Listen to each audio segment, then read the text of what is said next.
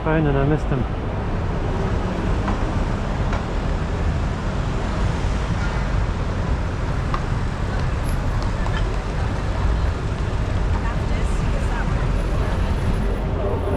Maybe we're just going to pull over here and wait for a minute, see where they get to.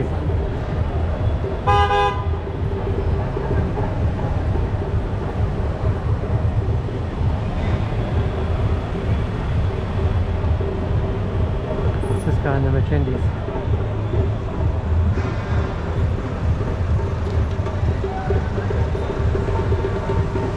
Talking.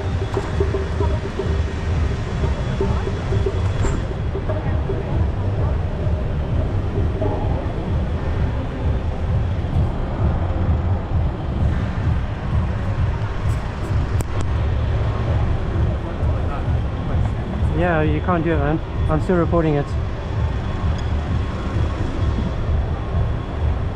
And yeah, I don't want to go where he is. I want to go somewhere else.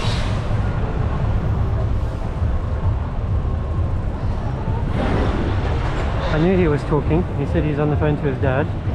I saw the phone back there, which is why I stopped and paused. It was polite and calm, which is good.